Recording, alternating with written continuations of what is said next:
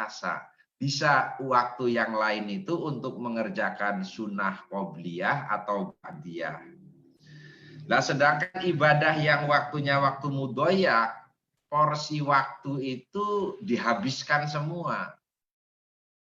Saum ini masuk pada ibadah yang waktunya waktu mudhoyak. Satu waktu itu dihabiskan semua, mulai imsak sampai dengan futur maghrib itu habis, itu nggak ada sedikit pun yang tidak digunakan untuk ibadah saum. Termasuk juga ibadah haji. Ibadah haji itu ibadah yang sempit. Jadi tidak bisa ibadah haji itu bareng dengan niat sunah-sunah ibadah haji yang lain. Artinya ibadah haji yang kedua, ketiga itu begitu. Yang keempat yaitu waktu niat.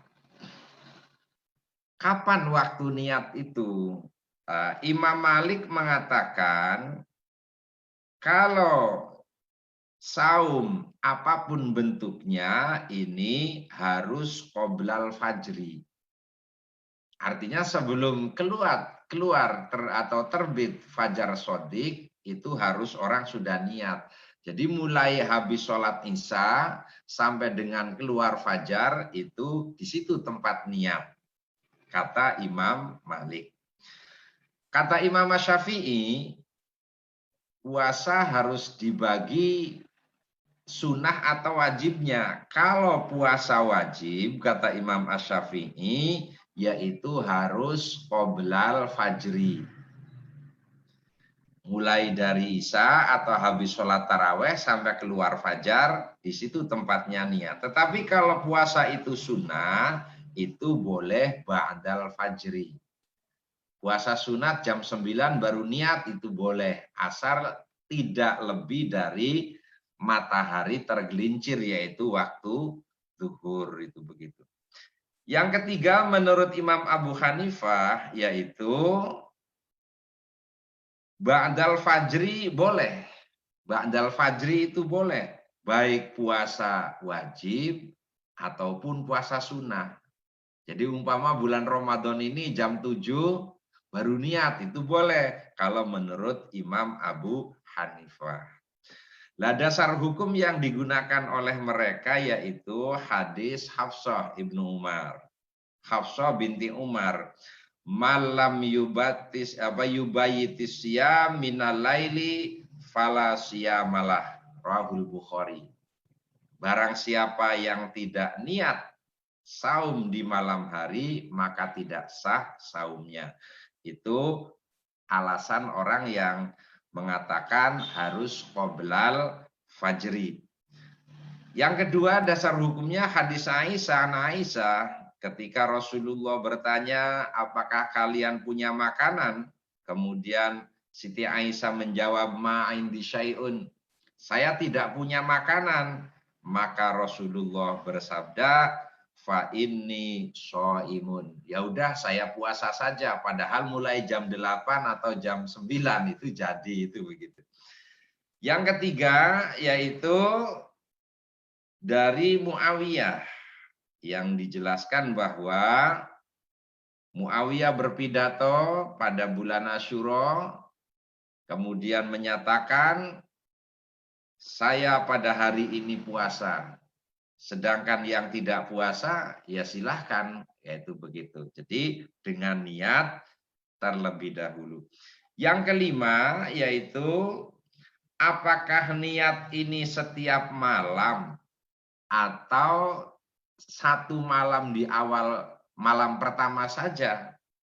Nah ini hubungannya bahwa apakah saum Ramadan selama 1 bulan itu satu kesatuan yang terpisah atau yang tidak terpisah? Kalau yang mengatakan terpisah, maka niatnya harus setiap malam. Kalau mengatakan terpisah 1 hari selesai, 1 hari selesai. Sebab puasa hari ini, besok itu batal, tidak ada pengaruhnya. Tetapi kalau yang mengatakan bahwa saum Ramadan itu satu kesatuan dari tanggal 1 sampai berakhir itu sama dengan sholat zuhur 4 rakaat. itu satu kesatuan, maka cukup niat satu kali saja. Itu begitu. Nah, yang keenam yaitu bagaimana teks niat. Teks niatnya ini kalau orang yang mengatakan harus setiap malam, kalau ditulis sebenarnya niat itu dalam hati, kalau ditulis itu ya seperti yang kita dengar itu, nawaitu shauma ghadin an ada'i fardhi syahri ramadhana hadis sanati lillahi ta'ala. Teksnya begitu. Kemudian kalau yang mengatakan itu cukup tanggal 1, malam tanggal 1, yaitu nawaitu shauma syahri Ramadan lillahi ta'ala. Itu begitu. Bagaimana dengan Muhammadiyah majelis tarjihnya ini? Boleh menggunakan dua-duanya.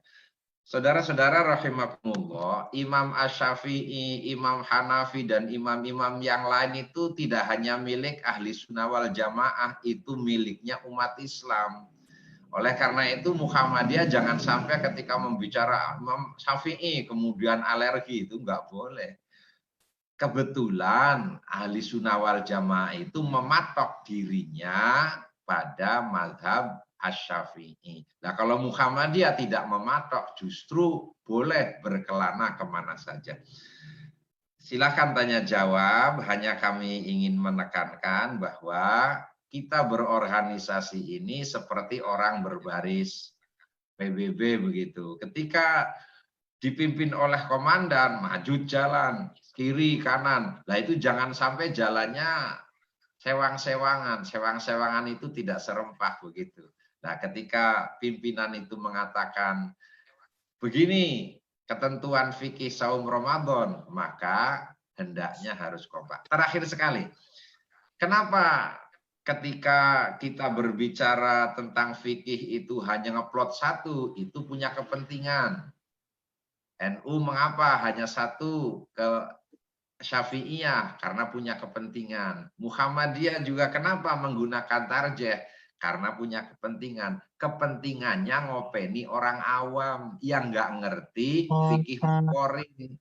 Jadi mereka itu sulit dibimbing. Maka dengan satu saja itu tujuannya seperti itu. Padahal sebenarnya ya tidak. Ulama-ulama itu boleh melanglang buana dengan ilmu pengetahuannya. Terima kasih Pak Imam Mukhtar, kalau sudah ada mohon menambah ya. Assalamualaikum warahmatullahi wabarakatuh. Waalaikumsalam warahmatullahi wabarakatuh. Sekali lagi Ustadz Mukhtar, apakah sudah hadir?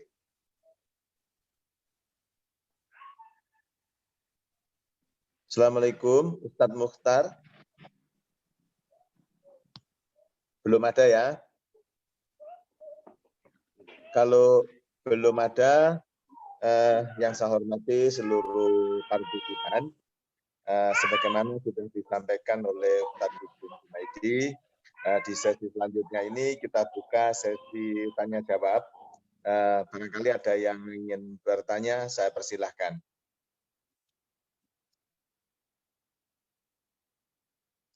Kalau ingin bertanya, mikrofonnya tolong dinyalakan.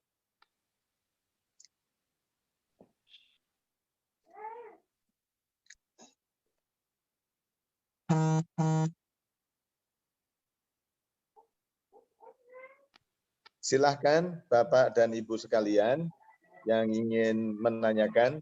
Ustadz Arifudin,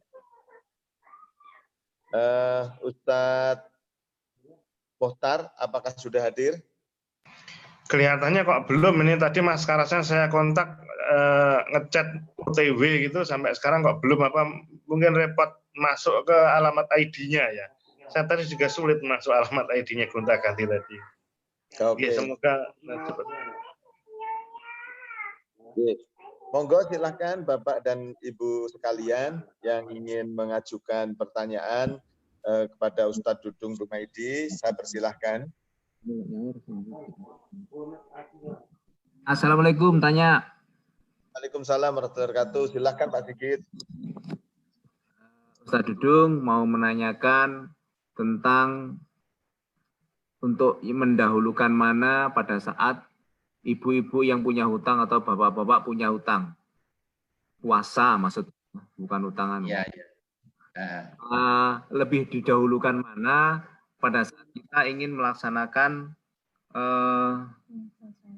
puasa Syawal yang 6 hari itu, atau boleh didobel? Artinya niatnya didobel, apa boleh, atau harus satu-satu?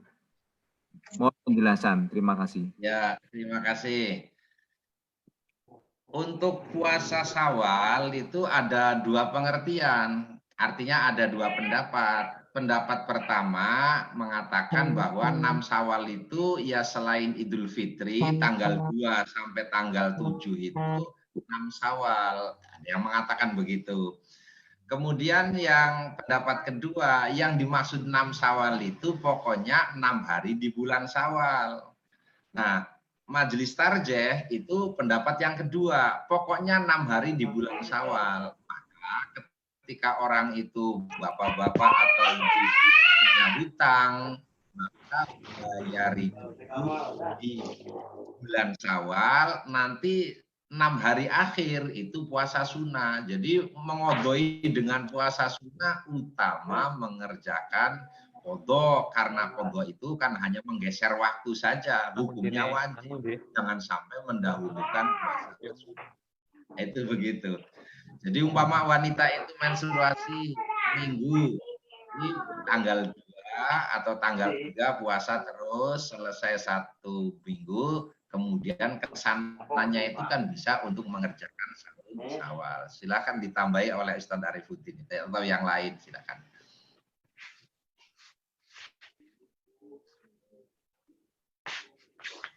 Mungkin nyambung sedikit Pak, untuk Pak Sigit.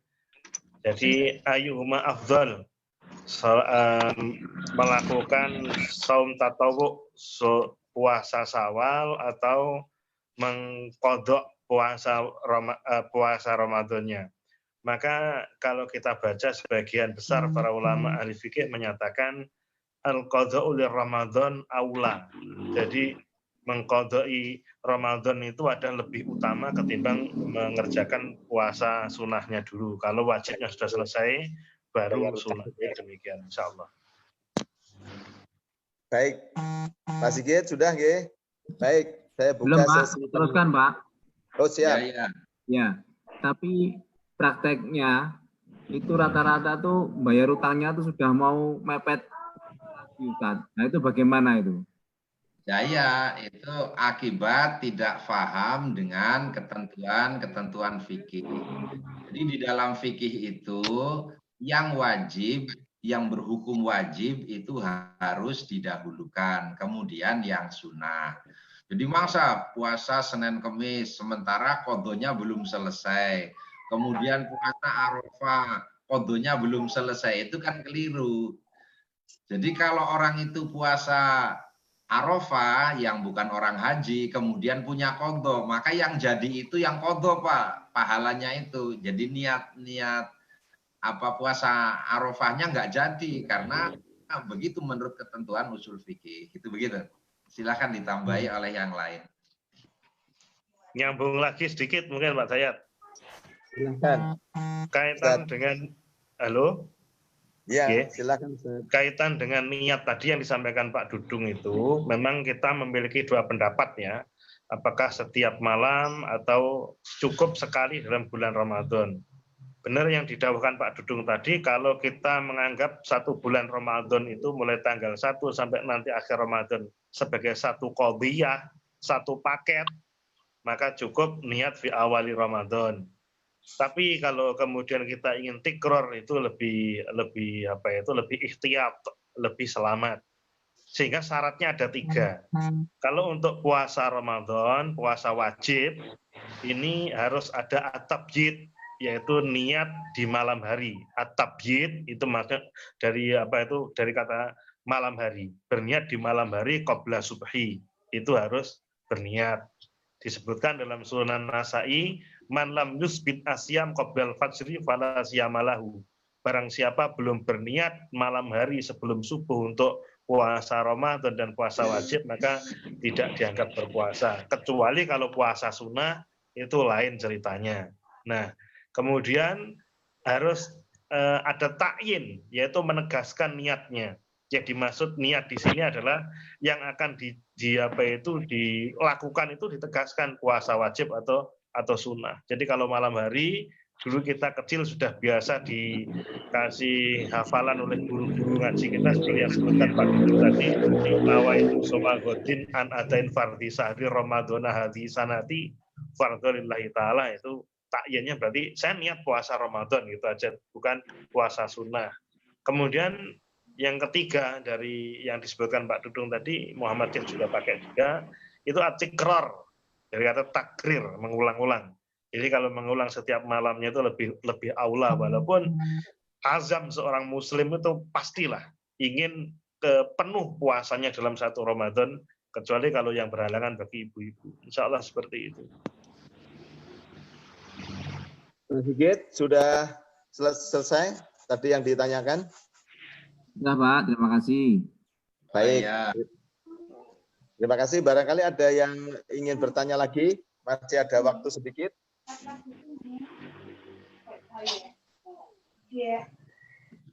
Baik, jika tidak ada Bapak dan Ibu sekalian yang dirahmati Allah, waktu menjelang berbuka puasa sudah dekat sekali. Mari kajian pada sore hari ini, kajian rutin kita akhiri bersama dengan hamdalah dan doa kafaaratul majlis. Alhamdulillah. Alhamdulillahirabbil alamin. Assalamualaikum warahmatullahi wabarakatuh. Waalaikumsalam warahmatullahi wabarakatuh.